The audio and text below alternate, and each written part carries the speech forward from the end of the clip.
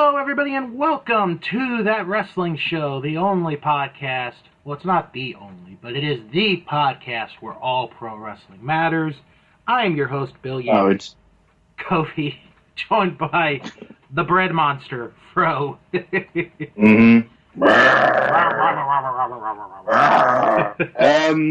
we are the only wrestling show where all wrestling matters. Well, this week is going to be a fun episode because guess what I got in the mail this week? What? The latest edition of Pro Wrestling Illustrated magazine with their year-end awards.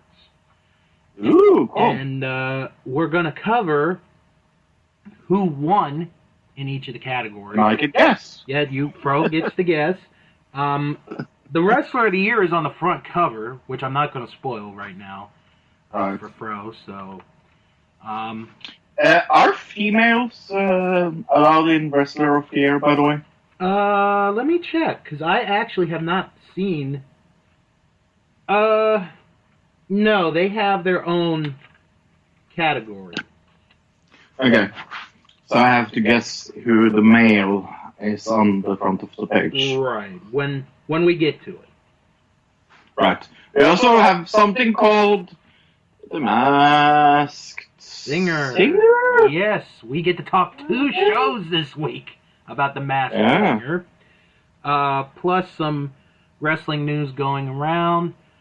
And at the end of this week's show, I get to reveal what Fro and I are going to be reviewing next week for you guys, you the listeners, as our Valentine's Day gift to you. As long as it's not the Oscars, I don't really care. No, it's not. Good. But before we get into everything, I have an announcement that I'd like to make. Okay. You guys may have noticed over the last month or so that I haven't mentioned Patreon in a while. Oh, yeah. The reason is I've been working on it because I wanted to change it up a bit. Okay. It is no longer Bill's World a podcast. From this moment forward, it is strictly only for That Wrestling Show. Nice. And I'm going to tell everyone, I do believe that we have the best prices for tiers. Because Fro goes, he's visited Patreon a few times. I'm subscribed to a couple of Patreon groups, one of which I do plug from time to time when they put up a monthly review. But I figure, you guys are the best listeners in the world. You guys get you get to hear this first, and I think it should be mentioned right off the bat. The weekly show will always be free. You guys will never have to pay a dime to listen to the weekly show. Really? Really. Honest to goodness. Okay. Then I quit. No, Okay. I'm just kidding. The wrestling show has come to terms. No. All right. We have 3 tiers. Ooh. Only 3. And folks, they are so affordable that even your kids, your grandkids, could pay for this. And I think it's pretty catchy.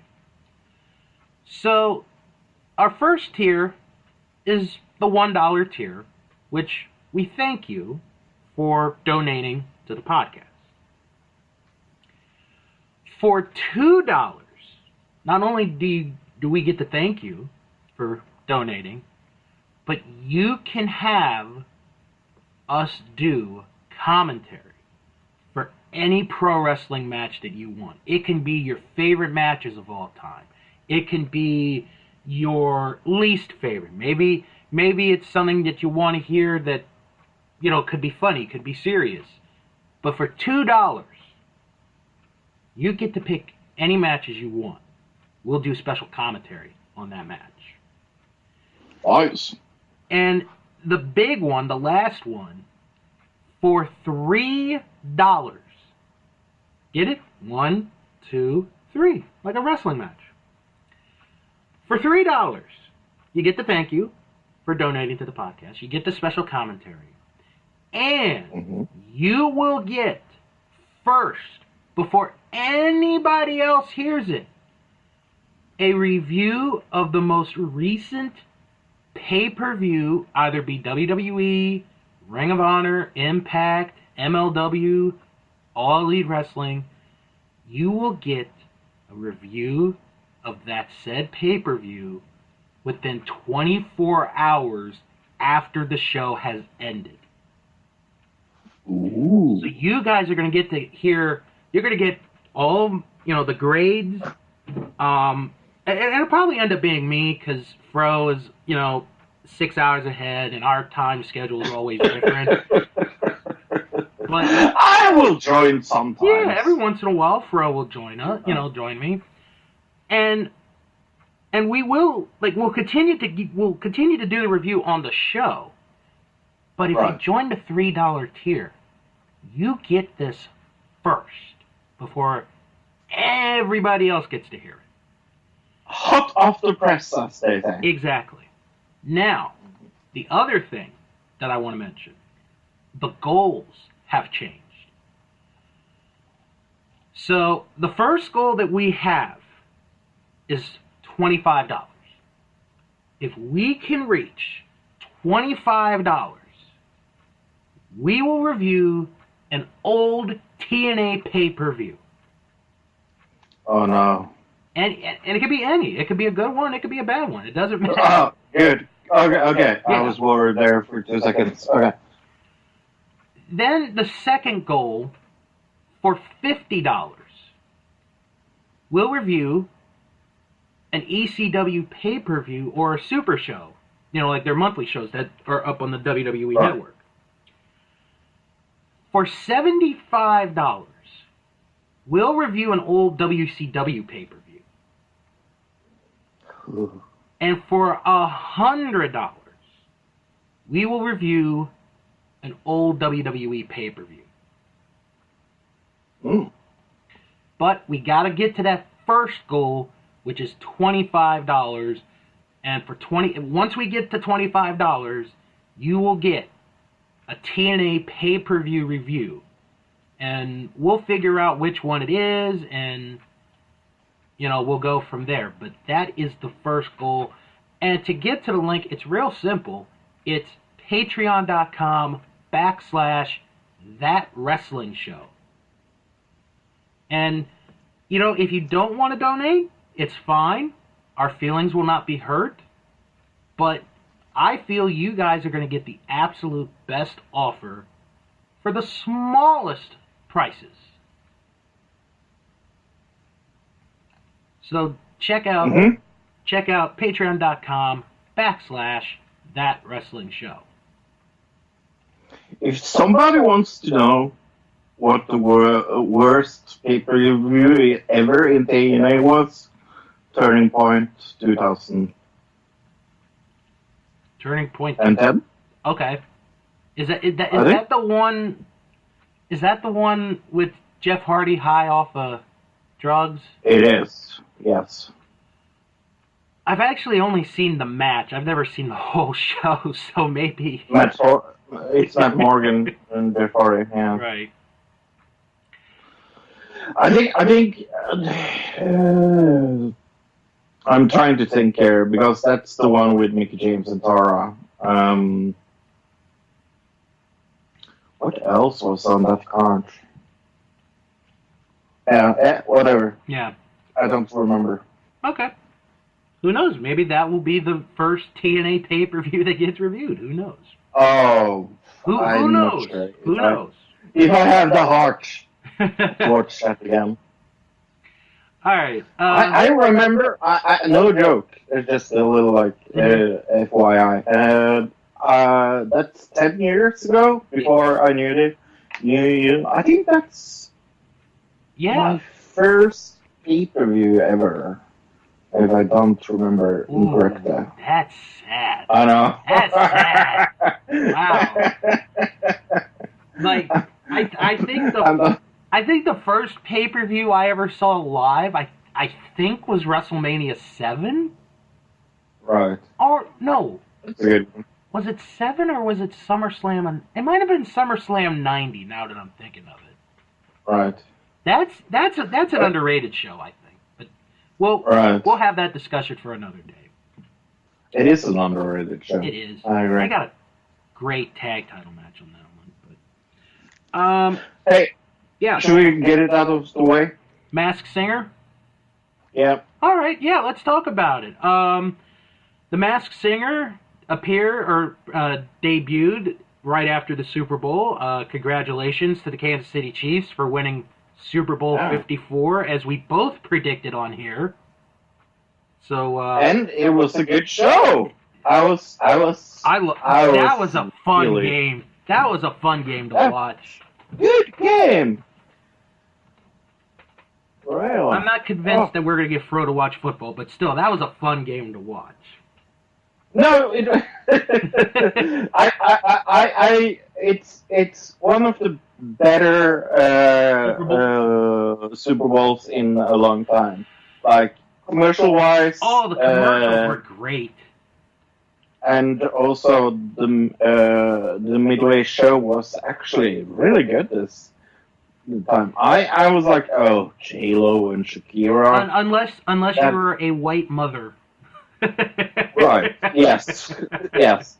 But yeah, no, I really liked the halftime show as well. It was like it was the perfect length and everything like that. So yeah.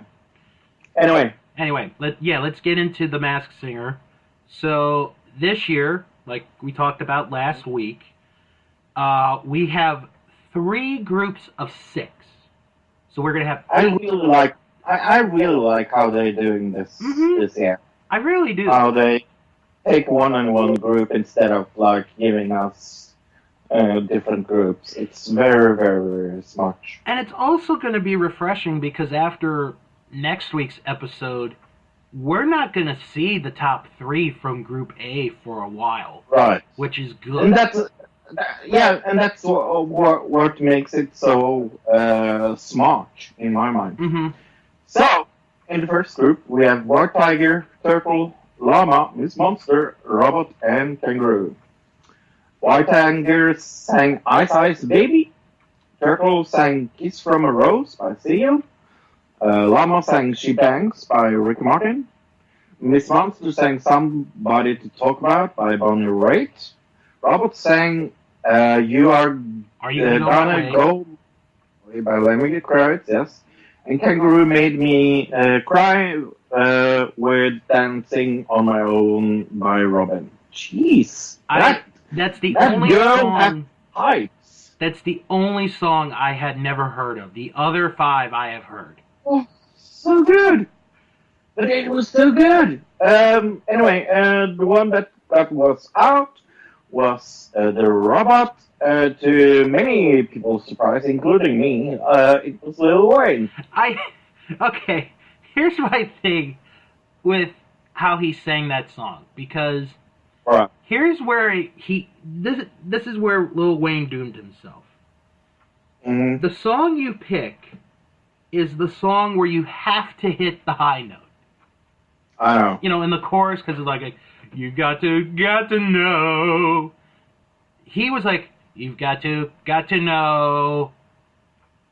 Lil Wayne's voice is not able to hit that high of a note. No. So, and it's something we've said in the past, where if you pick the wrong song to sing, it could doom you. Right. So you've got to pick the right song. Otherwise, you're screwed. After the first show, I was 100% sure who 2 people were. I was sure Llama was, and I was 100% sure who White Tiger was. Oh, I know who White Tiger is. Yes, oh me my too. God. But I was 100% sure. I want to say that because, yes, of what happens next. Because on Wednesday, we got Llama with It's Not Unusual by Tom Jones. Mm-hmm. It's Monster with Fancy by Bobby Gantry. Mm-hmm. White Tiger with Good Vibrations. Awful. Awful. Awful version. Jeez, that was awful. That was so bad. I was like, oh, White Tiger is out. By Marky Mark and the Funky Bunch. Kangaroo. You know I'm no good by Amy Winehouse. And Say You Won't Let Go by James Arthur was sung by the Turtle. The Llama was out, and to nobody's surprise, including me, it was Drew Carey, because I heard it was Drew Carey right away when he started singing the last show, Shebangs. I gotta be honest, at first, from the first episode, I was like, they sort of convinced me it was Joel McHale, and I'll give you the clue, but let me tell you the clue that convinced me. Right. In the first clue, or the first package, he had 2 cards. He had an ace, right. And I think it was a king was the other one. No, it was a knight. Oh, a knight, okay. I think, yeah. And it made me convinced because Joel McHale hosts a game show called Card Sharks. Right. So I was like, that's the clue. And then when the second package came, I saw the accordion, and I'm like, wait a minute. I know it's not Weird Al. You're right. And I honestly forgot that Drew Carey does play the accordion. Oh, yeah, I know. And I feel bad about it, because I like Drew Carey. Yeah, no, I was 100% convinced. Talking about 100% convinced, the White Tiger, Rob Gronkowski. Oh my God, yes. I mean, it is so freaking clear that is Gronkowski. Oh my God, yes. Especially after package 2, where they show that stupid cow on the skis. Mm-hmm. Because cow skis, you see it? Yeah. They're trying to be smart, and they give it away. It's not even funny. Yeah. Okay, the turtle, Jesse McCartney. I don't know who the turtle could be. I really don't know. Who do you think Miss Monster is? Miss Monster, I think that is Shaka Khan. That's what I'm hearing. I think it is Shaka Khan. Yeah. Because the only other one, that would make sense is Dionne Warwick, but I do think it is Shaka Khan. After listening to it, it's Shaka Khan. Yeah. The voice is Shaka Khan. Kangaroo, I have no idea. Kangaroo, I have absolutely no idea. At all. I thought it might have been Selena Gomez, but after the second package where she's like, "This is for my little Roo," I'm like, okay, it's not her. So now ratings, for those that are curious, they did really good for being a post Super Bowl show. They had 23 million viewers. Yeah. With an 8.1 rating, which is really good for being the post Super Bowl show. And then the Wednesday show did really good as well. They had over 7 million viewers with a 2 rating. Mm-hmm. That's pretty good. Oh, yeah. So Wednesday is the final round for the A group. Who goes out? I think White Tiger is going to get eliminated. I really hope so, because he's the one left that can't sing, and I mean, all the others can sing, both Shaka Khan and Jesse McCartney. But Gronkowski can't sing, and I have no clue, like I said, who the Kangaroo is. Yeah.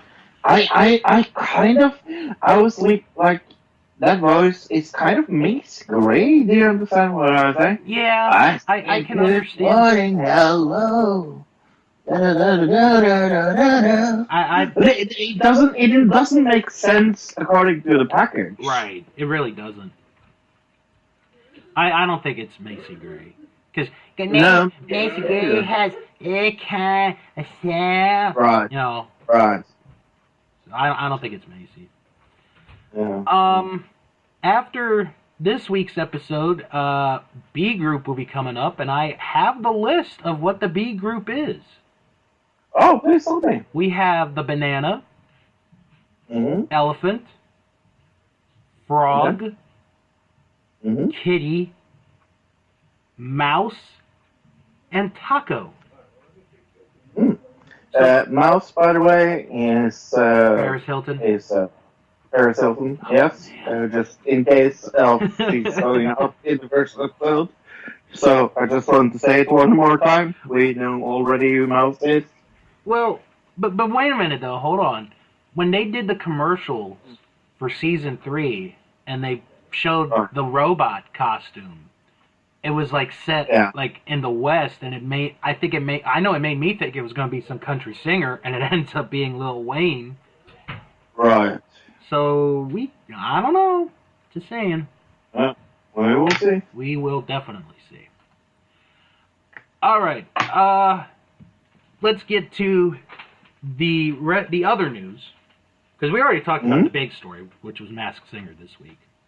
And the Chiefs winning, yes, by the way. Yes, and the Chiefs winning, which we both had. So, makes me feel happy we got that one right. Although, like I said, I would have been fine if San Francisco had won. I would have. Me too. It was a very close game, and it was. And I loved it. I loved it when they were under and how they came back. It was a very interesting game, even for me that doesn't understand the rules. Exactly. WWE came out with a trailer yesterday for a new docuseries called Ruthless Aggression. For those who have not seen it, Fro has said that he has seen it. I have seen it as well.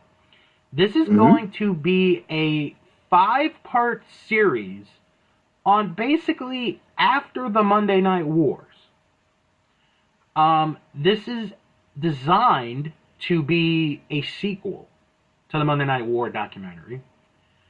And the first episode, or the first part of this, will air on Sunday, February the 16th at 10 a.m. Eastern, with the title being It's Time to Shake Things Up.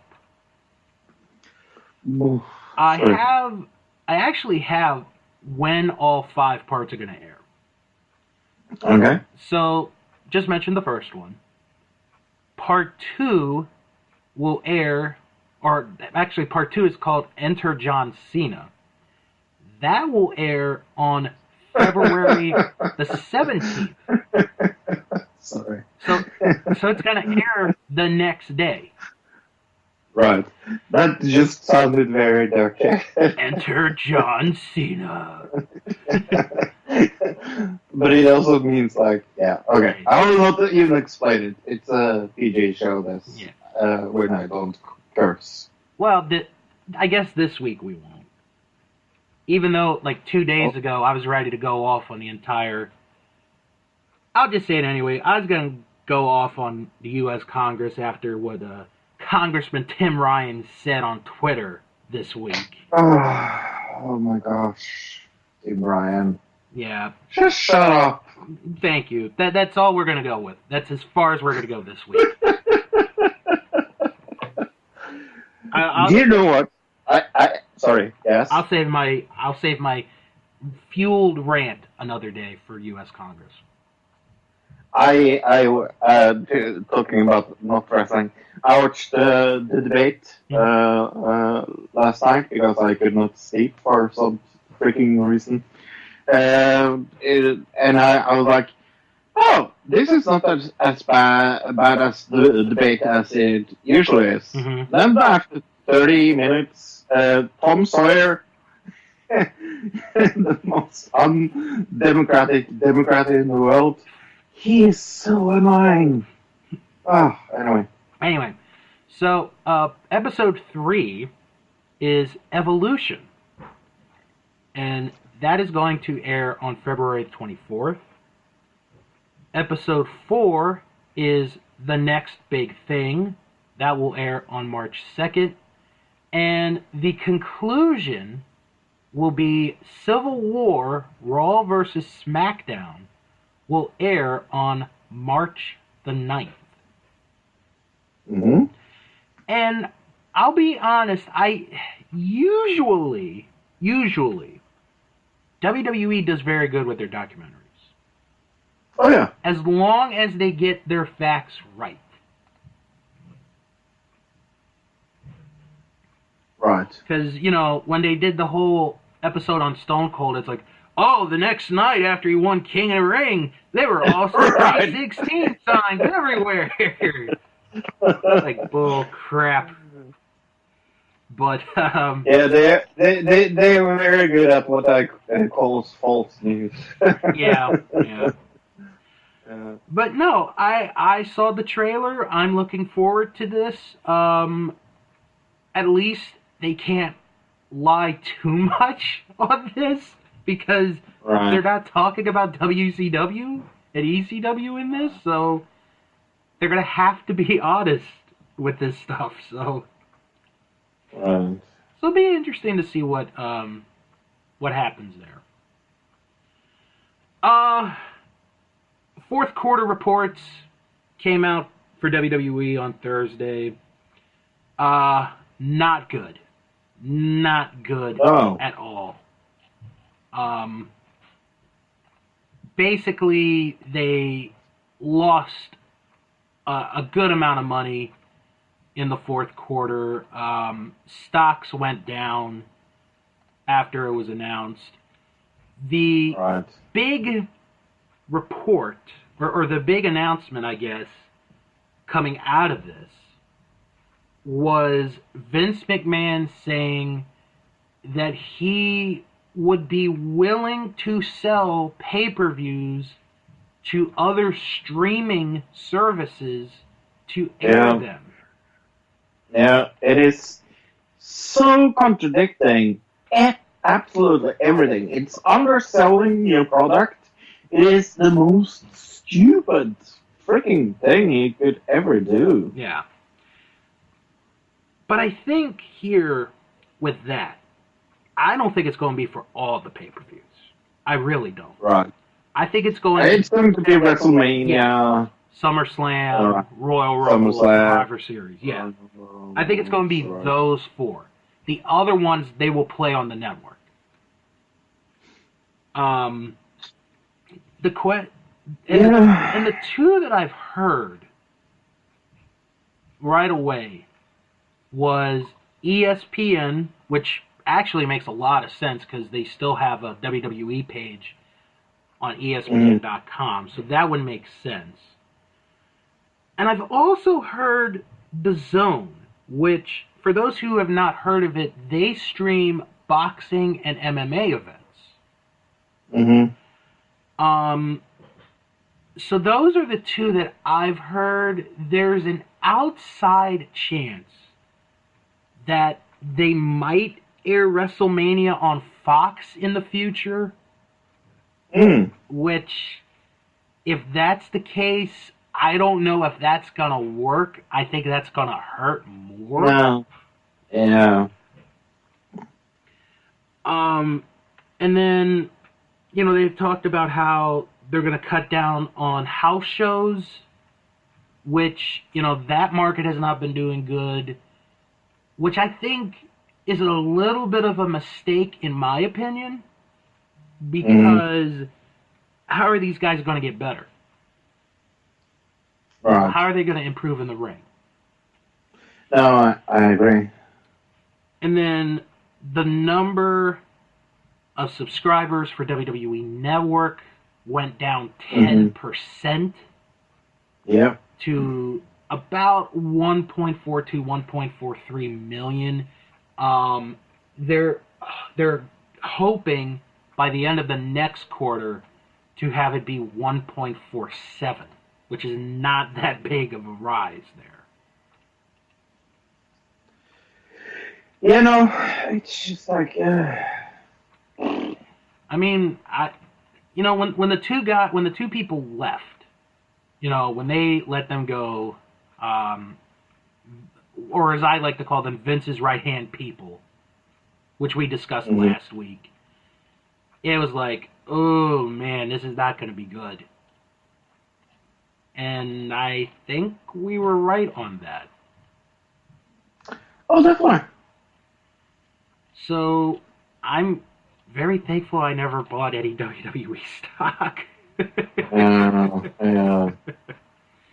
Oh, man. So, should we talk a little about what is going on for the Super Showdown? Yeah. Well, Monday night on Raw, they had a triple threat match to determine the number one contender for the WWE title, and it was a good match. I gotta say, Lashley, Seth Rollins, Ricochet was a good match.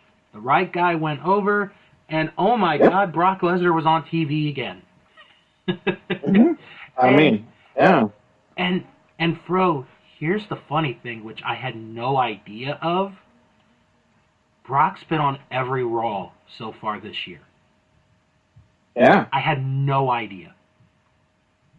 No, that's because we don't care about Brock. Exactly. We also had another big return on Raw. Yes. On Raw? Yeah, Ruby Riott came back. And she attacked Liv Morgan after Liv beat Lana for the second time in a row. You'd think that would end the feud. No, it's not. No. It's going to go to WrestleMania. Oh, we already said it. Dear God, why? Why? I have no clue. I gotta say, I enjoyed Raw this week.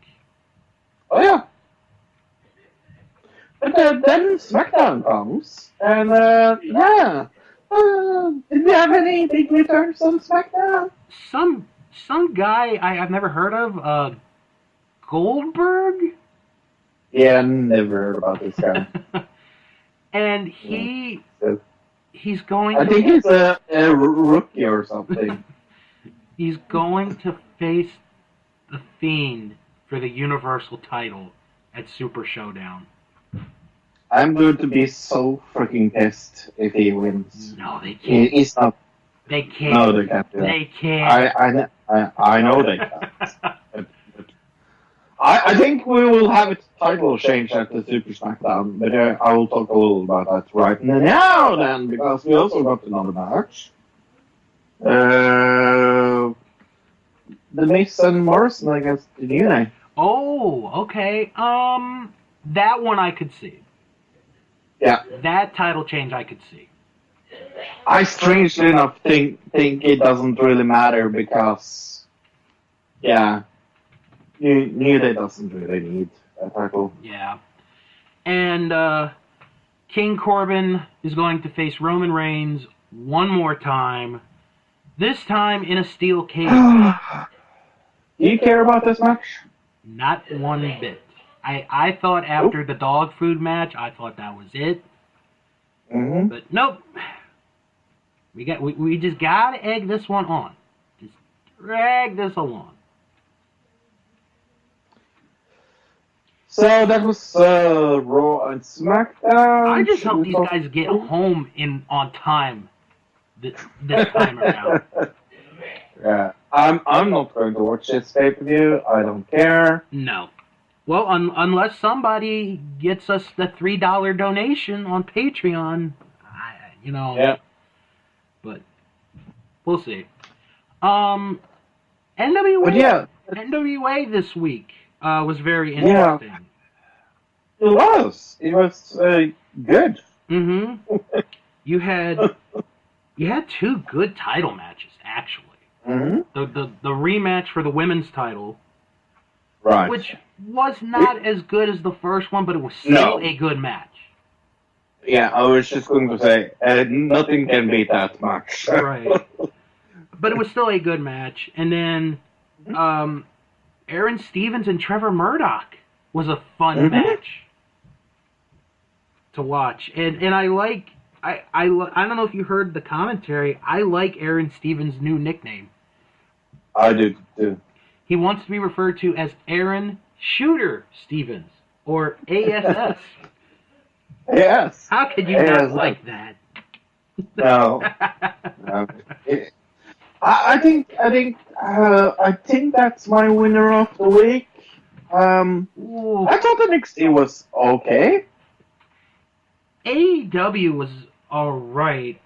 The whipping segment at the end was okay. Let me tell you what the mistake was with that. I didn't like it at all. The mistake they made, and I'm not the kind of person that will nitpick the small stuff. Right. Why did you have to use Cody's belt? What? Yeah, no. Can you not afford an actual leather strap? Right. That's my complaint. But AEW felt very. I don't know what the word is it for this week. Actually, yeah, it's very down on my list this week. I didn't super enjoy it. I was totally okay. I think they're going to rebound next week though, because they have 2 title matches. I know, yeah. And I think NXT can rebound because that's going to be the go-home show for TakeOver. But both NXT and AEW kind of disappointed me this week. I will say. I will definitely say NWA was my winner of the week. Well, for those that are curious, in the ratings war for this week, AEW was the clear winner. They had 928,000 viewers compared to 770,000 for NXT. So this. You think they are satisfied with that number? Who? AEW?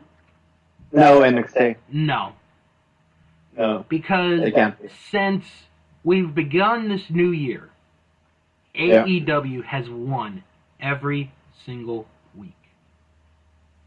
Like, if you were to compare, because I have the chart in front of me, the last time NXT beat AEW was December 18th. It has been almost 2 months.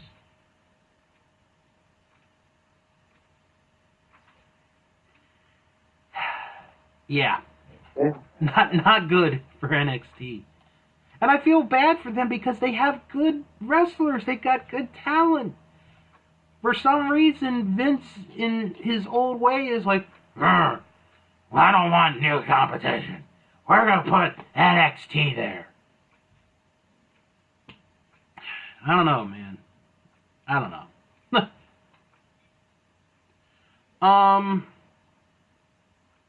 I'm trying to think if there's... Oh, well, actually, there is one... 2 pieces of news, actually, I want to mention real quick. With MLW. At the recent TV taping, which was over the previous weekend, they announced a working relationship with Dragon Gate, the promotion in Japan. Are you there, Fro? Sorry, I have a little sleep. There you go.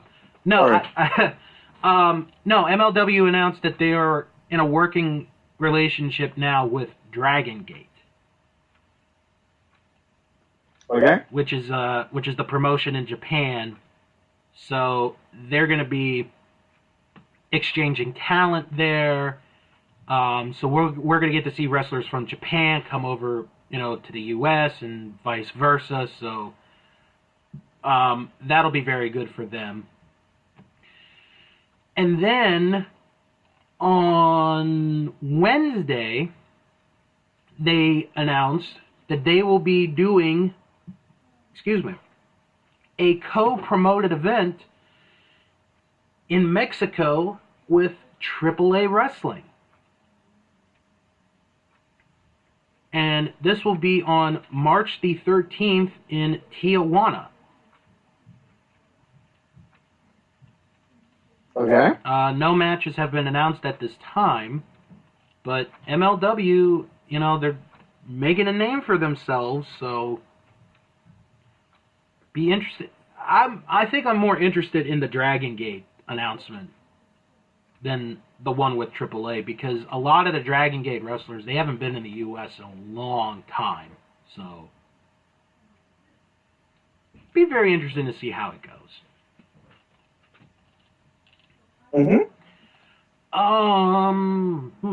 Trying to think if there's anything else. No, I don't think there is. How about we get into Pro Wrestling Illustrated magazine? Yeah, guessing time. Guessing time. Now, of course, the digital copy went out a while back. I get the physical copy. I still do. I do believe in the magazine. So this is the year-end awards voted upon by the fans.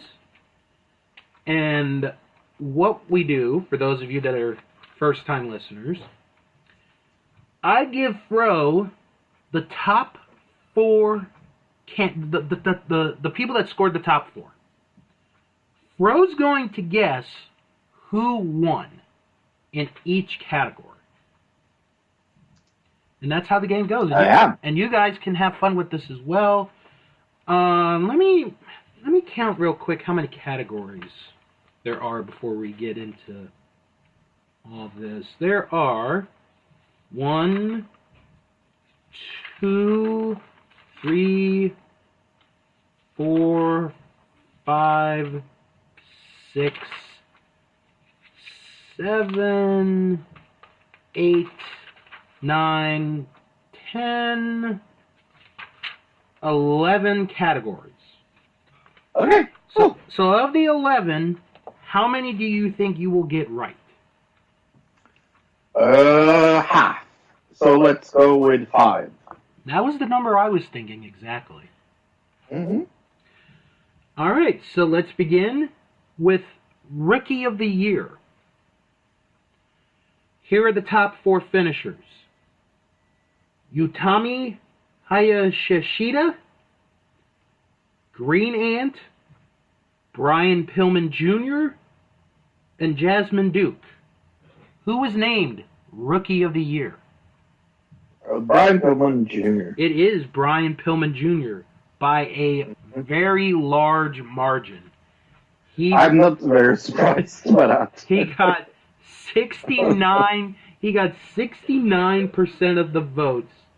Jasmine Duke was second. She had 13%. Oh yeah. That's how big it was. Close. All right, so you're 1 for 1. You're right off the bat there. Nice. All right, next category. The Inspirational Wrestler of the Year. Okay. These are the top 4. You have to tell me who won the category. PCO, Becky Lynch, Kofi Kingston, Roman Reigns. Oh, I hope it's not Roman Reigns. Becky Lynch. It was Roman Reigns. Oh, I got the surprise. Roman Reigns received 37% of the votes. Kofi Kingston was second with 30%. Oh, that's cool. Good for him. Next category, Most Improved Wrestler of the Year.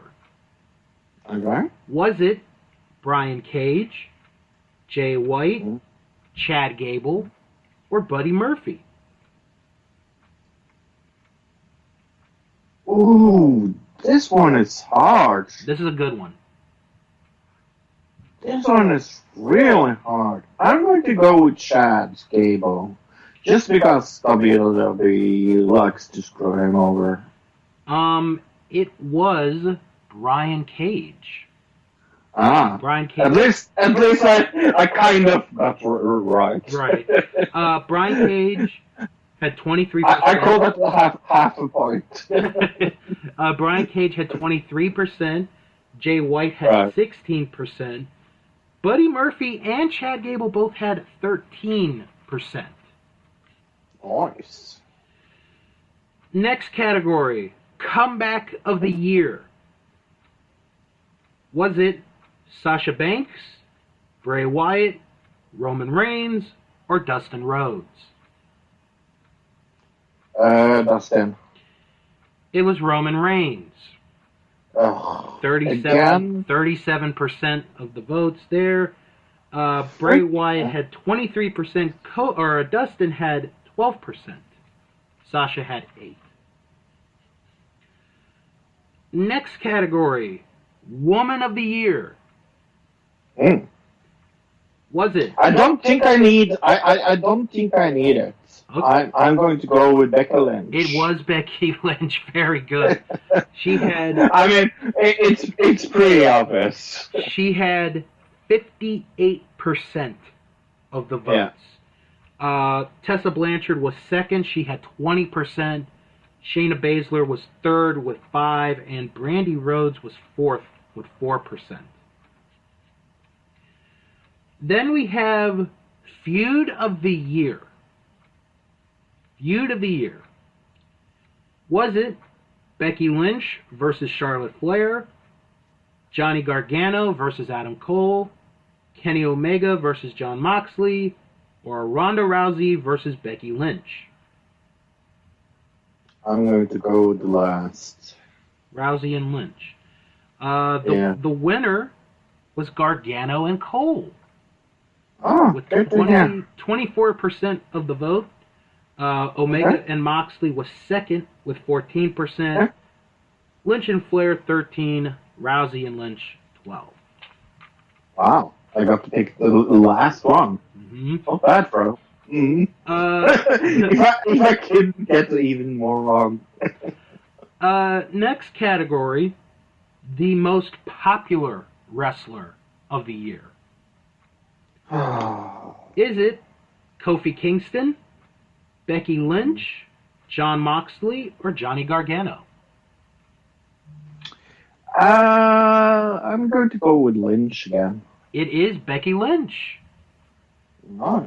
27% of the votes there. Moxley had 15%, Kingston 4%, Gargano 6%.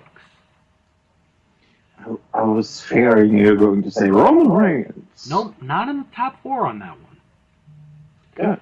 So we go from most popular to the most hated. I know my answer. It's not Roman Reigns, by the way. It is someone that has a title on Raw. He finished second. Oh, really? I would guess him, by the way. He finished second with 20%. Okay. Do you want to know who won this one? Yes, please. It is King Corbin. Oh, with 40% of the votes. Wow. The other two were Shane McMahon with 16 and MJF with 8. All right. This next one's going to be a very hard one. Okay. Match of the year. Oh. And the 4 I'm looking at, you can make a legit argument that was the match of the year. All right? So I'm going to give you the match and the show that it was on. Was the match of the year Seth Rollins versus Brock Lesnar from SummerSlam? Kofi Kingston versus Daniel Bryan from WrestleMania? Dustin Rhodes versus Cody from Double or Nothing? Or Johnny Gargano and Adam Cole from TakeOver New York? TakeOver New York. It was Dustin and Cody. I'm very happy to hear that. And here's how close this was. Dustin and Cody had 21%. Gargano and Cole had 19%. Whoa. Very close. Next, we got 2 categories left. Tag Team of the Year. Is it the Lucha Brothers, the Young Bucks, Kyle O'Reilly and Bobby Fish, or New Day? Sorry, can you repeat that? Okay. Lucha Brothers, Mm-hmm. Young Bucks, Kyle O'Reilly and Bobby Fish, New Day. I'm going to go with Young Bucks. The winner by 1%. Wow. Kyle O'Reilly and Bobby Fish. Good for them. Young Bucks were second with 18%. Wow. And the final category, and this was an even close, this was also a very close vote. 1% separates the winner and the first runner-up. Who is Pro Wrestling Illustrated's Wrestler of the Year? Kofi Kingston, Seth Rollins, Chris Jericho, or Adam Cole? And this, whoever it is on the front cover of the magazine. I'm going to go with Adam Cole, baby! Let me just make sure that I got this number right. I just want to make sure. Hold on, I'm just checking to see if they have.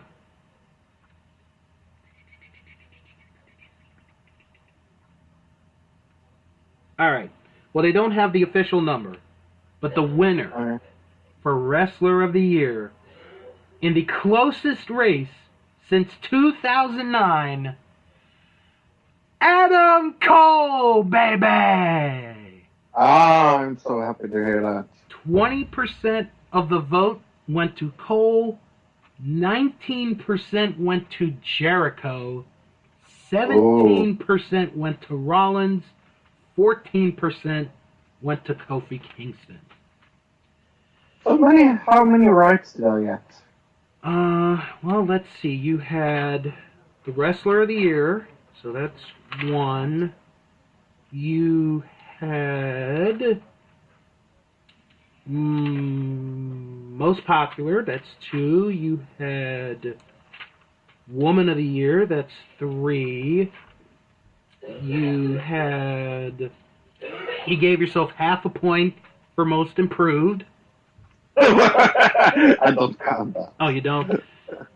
And you had Rookie of the Year, so you got 4 right. So you were almost there. Almost there. Almost 4.5 if I count that right. far. Yes. And a special note that I just want to mention real quick. The recipient of the Stanley Weston Award, that was the original editor of Pro Wrestling Magazine. The recipient this year, Stone Cold Steve Austin.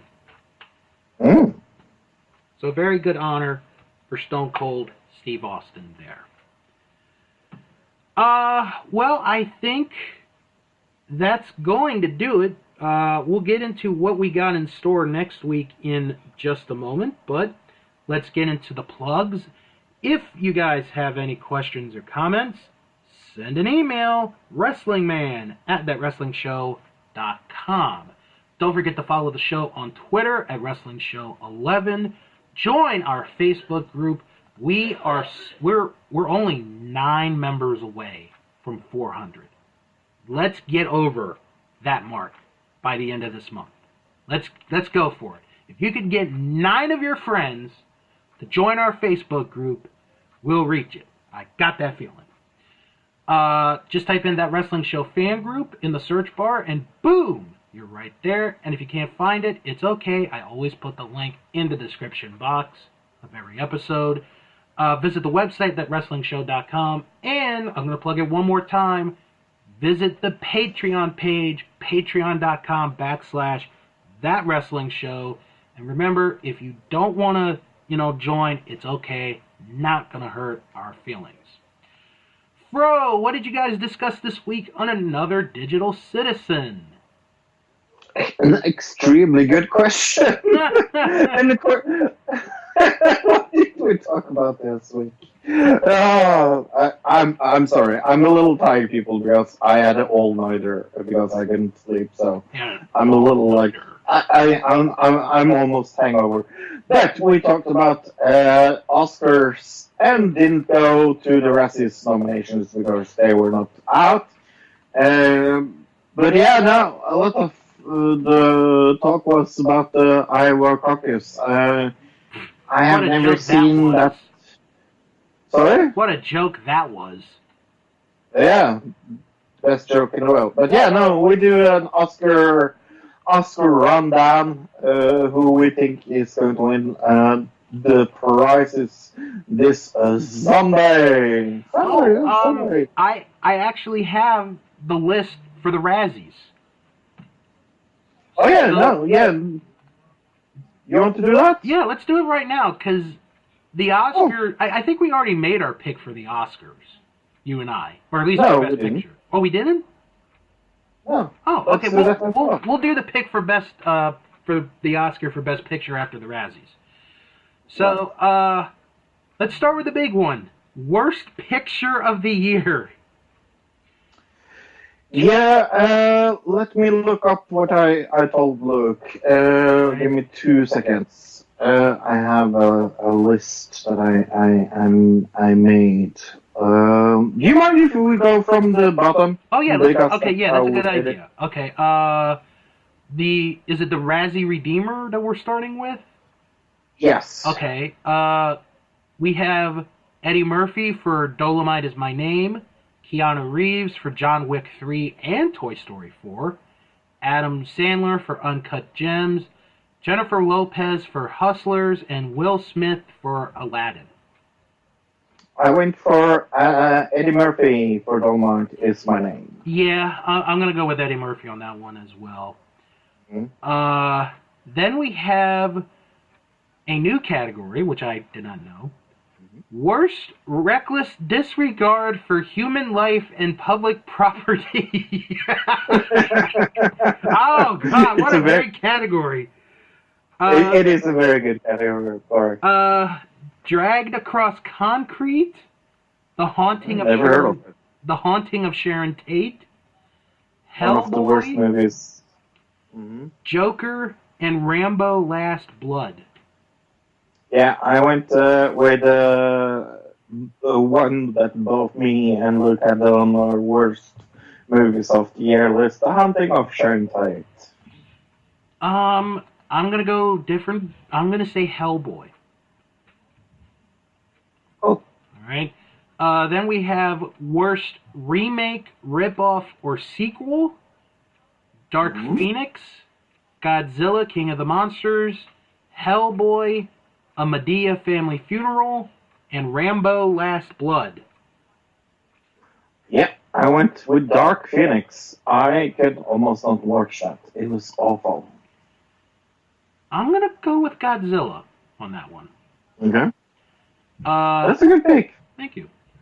Worst screenplay, Cats, The Haunting of Sharon Tate, Hellboy, A Madea Family Funeral, and Rambo Last Blood.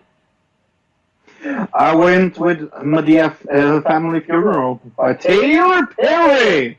Amazing screenwriter. Yeah. Cough, cough. Cough, cough. I'm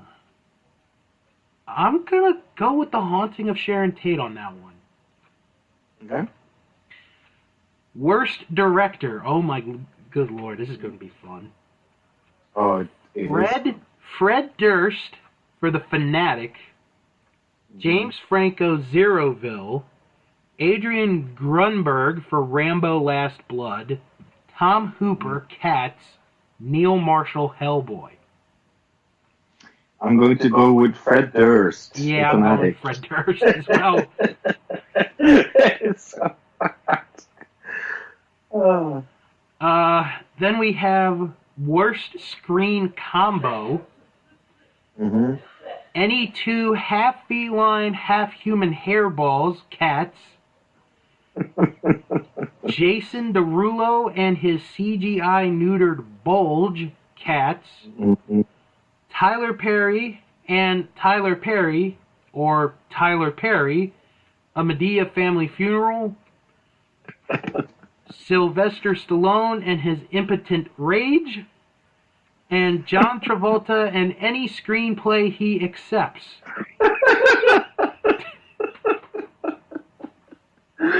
I love the categories. It's so funny.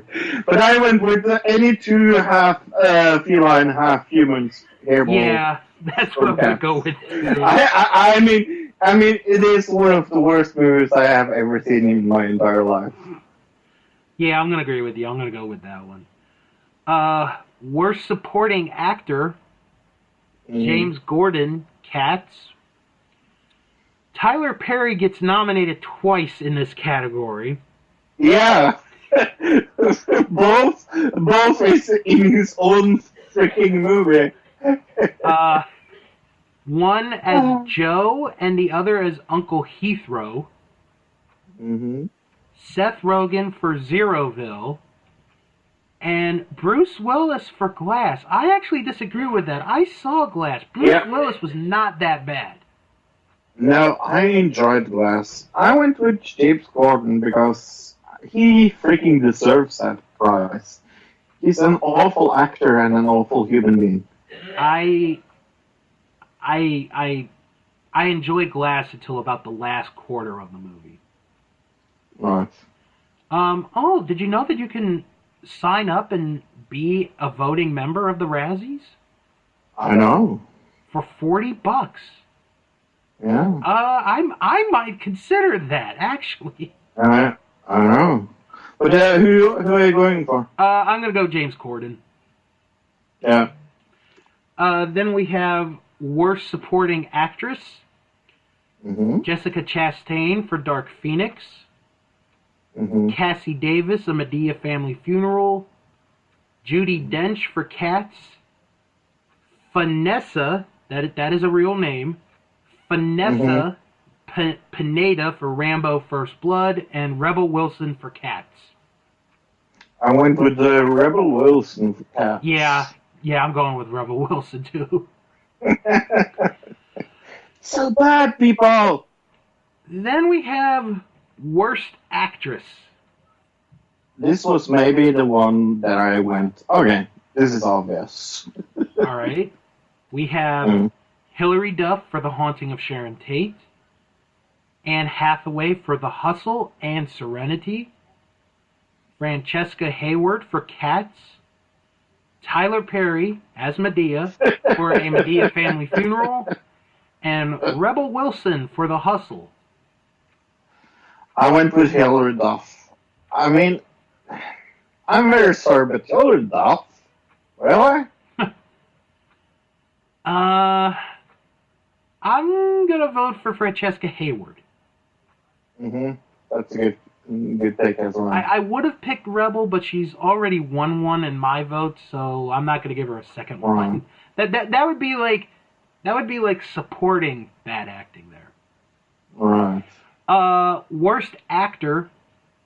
James Franco, Zeroville, David Harbour, Hellboy, Matthew McConaughey, Serenity, Sylvester Stallone, Rambo Last Blood, John Travolta, The Fanatic, and Trading Paint. Yeah, Trading Paint. An awful movie also. But I went with John Travolta. Yeah, I'm going to go Travolta as well. And now the big one, the worst picture of the year. Which movie will join such legendary movies that have won this award, including Holmes and Watson, Battlefield Earth, and many other pieces of crap? Is it Cats, The Fanatic, The Haunting of Sharon Tate, A Medea Family Funeral, or Rambo Last Blood? I went with obvious. I went with Cats. Anytime a trailer makes me want to turn it off, automatically gets my vote. So I am going with Cats. Memories Man, I hope I don't get to see Jennifer Hudson tomorrow at the Oscars. After what she did, wrong to David Otunga, I really do. I don't want to see her. Okay, best pick. Best pick. Do you want me to pull up that list real quick? Sure. All right, I'll pull that up. Is it Oscars.com or .org? I think it's .com. Yeah, it is. Probably. It is. Let's see. Best Picture. Ford versus Ferrari, The Irishman, Jojo Rabbit, Joker, Little Women, Marriage Story, 1917, Once Upon a Time in Hollywood, Parasite. I hope it's 1917, but I fear it's going to be Joker.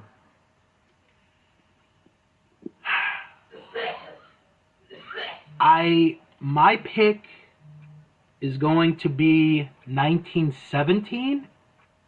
Right. But I'm going to throw you a curveball, Fro. I think it's going to be Parasite. You know what? I would be so freaking happy if it was Parasite, because that was my number one movie. Yeah, I've heard a lot of people say that. Yeah, it is freaking amazeballs. It is. If it wins, I will watch that movie. I mean, it is just freaking fantastic. It is one of the best movie experiences I have ever had in my entire life.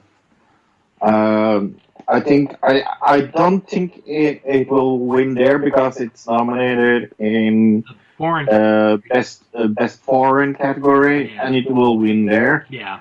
Because that's freaking obvious. If you're nominated both in foreign and the best picture, there's no freaking way.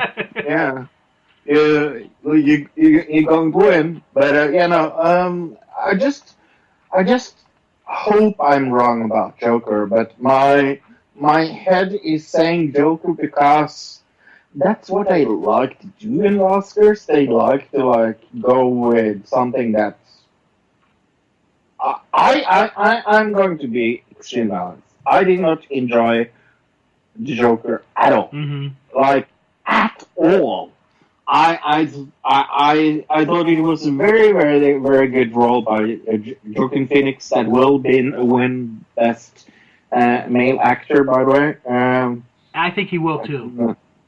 Yes, it's very obvious because he is the best thing about that movie. I gave him an 8, and I gave the movie a 4. Okay. Or a 2 or something like that. Because the script is just awful. I think the script is awful, but his acting is amazing. It's sort of like that's my big problem about it. It's sort of like with last year with Bohemian Rhapsody, because Rami Malek does an amazing job as Freddie Mercury. Right, not a good movie. Right, because they had to change so many directors. Right. So, I could see your point there. Yeah, so I strangely enough think that it's going to be Joker. I just hope I'm wrong about that, and it goes to Sam Mendes, because Sam Mendes freaking deserve it for that. Like, that movie, that engaged me, and it's one cut. Like, how do you do that? How do you direct a movie that is cut into pieces to make it look like one long shot? Right. It is incredible, in movie-wise. It is one of the best, one-shot things I have ever seen in my entire life. And it looks like it sounds, like a gimmick, but it doesn't feel like a gimmick in the movie. It feels extremely natural in that movie. It's amazing, and yeah. Well, we'll have to see what happens. Mm-hmm. And that has been your Razzies and Oscar preview. Look at that. We actually managed to fill some time in on that. Yeah. All right, let's see. We're not all about wrestling. Exactly. We're really not. I mean, we talked about Masked Singer and the Super Bowl, so. Mm-hmm. All right, let's talk about podcasts that you guys should listen to. check out our Vantage Point, the Retro Wrestling Podcast with Joe Murata and Michael Quinn. They take you through the world of retro wrestling the best way possible. It really is the best. This week, they talk about an influences Monday Nitro, which it really was when you think about it. Week 2 of the Royal Rankings of the best managers of all time. Plus, they review an episode of Mid-South Wrestling from January 3rd, 1985. That is our Vantage Point, the Retro Wrestling Podcast. Also, I'm going to put you on the spot. Who's your favorite manager of all time? Bobby Heenan. Yeah, I agree. Hands down. Me agree. Check out the Wrestling Podcast About Nothing with former referee Mike Crockett, owner, well, he is the owner of Chaotic Wrestling, but he's not on this week, Brian Fury. But Ring of Honor superstar, the Brawler, Brian Malonis, is there this week. They discuss Brian Malonis' adventure to the NWA. He was on Power this week. And they discuss wrestling magazines with Adult Mark. That is a very odd name. And if you're looking for podcasts hosted by one individual, may I recommend Greetings from Allentown with your host, P.W. Peter Winsett. He watches one episode of wrestling each week and discusses it in his own way. This week, he discusses an episode of WWF Superstars from July 20th, 1996. That's during a downtime, really, for WWE. If you're looking for non-wrestling podcasts, how about Unspooled with Paul and Amy? This week, they get away from the list of AFI's 100 Greatest Movies of All Time, the 2007 edition, as they preview the Oscars that are coming up this Sunday. They probably go into all the categories. We only went into the one that matters the most, which is Best Picture. Also, check out Last Stop Penn Station with Ring of Honor Ambassador Kerry Silken and Ian Riccaboni. This week on the show, Kerry talks about horrible ticket scalping skills. So, I want to check that out. Plus, I'm sure he'll have awesome stories to talk about as well. That is this week on Last Stop Penn Station. And if you're looking for a certain podcast that talks about South Park, how about Shark's Pond, a South Park podcast? I review each and every episode of South Park. Currently, I am on season 8, so almost there to the end. This week, I reviewed the episode Something Walmart This Way Comes. So, I'm just, I've been to Walmart a lot of times, Fro. I'm not sure if you have. Do you guys have a Walmart in Norway? No. I'll be honest, it's not as bad as everyone makes it out to be. It's really not. But you're going to want to check out this review. I think you guys are going to enjoy it. As after that, there's only 5 episodes left of season 8. How scary is that? Whew. Then I go right into season 9. All right. Next week, Fro and I are doing a review. This is another fan requested review, Fro, because we did such a good. Well, let me paraphrase that. I did such a good job on the last review because you were too busy for the other one. We're going to review a Coliseum home video. Really? We are going to review Brains Behind the Brawn. It is currently up on the WWE Network in the home video section. Fro, I do believe you still have my info to log into WWE Network. We'll talk about that a little later, yes. So, that is what we will be reviewing next week on the show. Plus, we're going to preview NXT TakeOver Portland. We're going to make our predictions for that. And I have actually, I'm going to tell you right now, Fro, I have a surprise we're going to do because, 2020, it's a very important year. We're going to have another election coming up. And we're heading into WrestleMania season. We're on the road right now to WrestleMania. Mm-hmm. I've had this idea for 2 years. I wanted to wait until this particular time.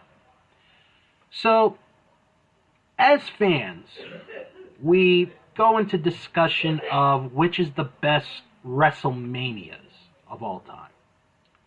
Mm-hmm. But which era had the best WrestleMania? And there's only one way we're going to determine this.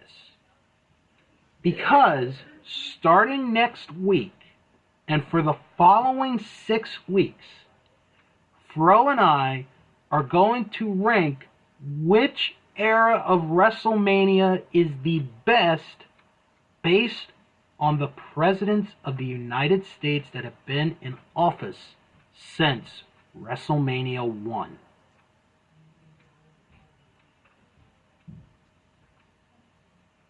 Fro is a little taken back, I understand, but I think this is going to be fun. I'm just very tired. I know, Sorry. You're very tired.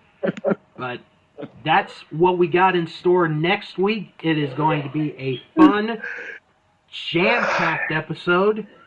And on that note, and we'll talk about The Masked Singer as well. How could we forget about The Masked Singer? Yeah? We'll talk about that as well next week. So, until then, everybody, have a good weekend. If you're watching the Oscars tomorrow night, make sure you don't break your TV when your choice does not win, or when an actor or actress makes some political BS comment that really has no point whatsoever. And come back next week for a very special episode of That Wrestling Show, the only podcast where all pro wrestling matters. And as always, Wrestle on. I'd like to thank the Academy. I'd also like to thank my agent. And I'd also like to thank all the little people. You poor, unfortunate souls who have to pay $11 to see me on a movie theater. Thank you.